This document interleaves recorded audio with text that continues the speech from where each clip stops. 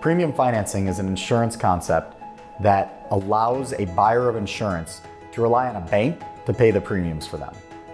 Banks will loan up to 95% of the cash value in a policy in a premium financing transaction. We see premium finance used mostly by ultra high net worth individuals, $25 million net worth plus, all the way into the $1 billion net worth range. These people generally have access to very favorable borrowing rates. They're comfortable with leverage and have used it in other parts of their lives. And they understand and have a team that can help them understand the concepts involved in how the insurance policy works, how the loan works, and how you play those two together. The benefits of a premium financed transaction are that the out-of-pocket cost for the investor for the same amount of death benefit becomes substantially less than if they were to pay for that policy out of their own pocket. By applying leverage at an expected interest rate lower than what the policy will credit, it increases the return on the dollars that the buyer actually puts in. That's what creates the leverage in these, and you're capturing a spread every year, allowing the return on the money that goes in the form of interest to the bank to earn a higher rate of return that you would otherwise earn if you put the money into the policy. Another benefit of premium financing is that the cash value as it grows within these policies can be used by the owner via tax-free distributions in the form of loans or withdrawing to basis. Banks are excited to make these loans.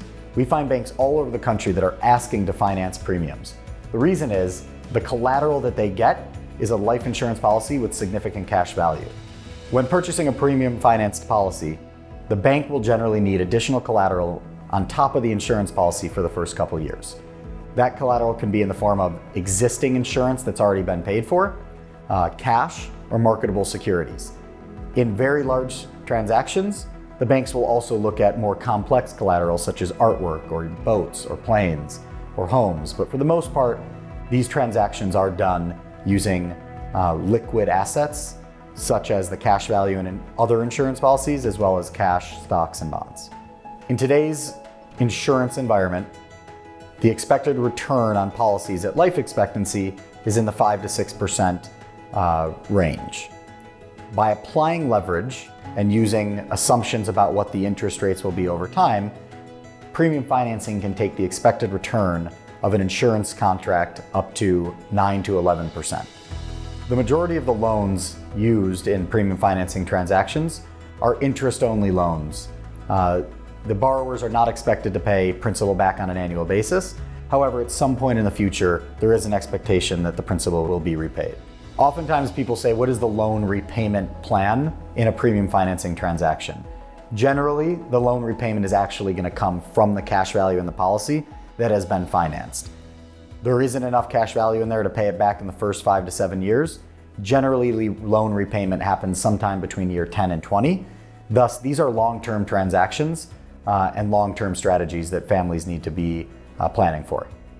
One of the other considerations to think about when doing a premium financing transaction is that the policy is the policy and it's going to do what it's going to do, and you want to make sure you buy the best policy available. Now we're bringing in a loan component, which adds risk. And so as a firm at Schechter, we are constantly looking for the best loan terms.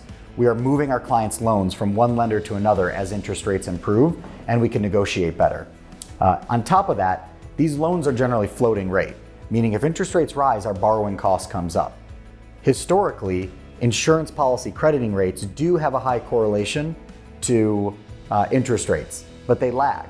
So if interest rates go up today, we might not see insurance policy crediting rates rise for 2 to 3, 4 years based on our historical analysis. So what we are always looking to do is, how do we hedge that interest rate risk? We are working with banks today where we can do fixed rate loans.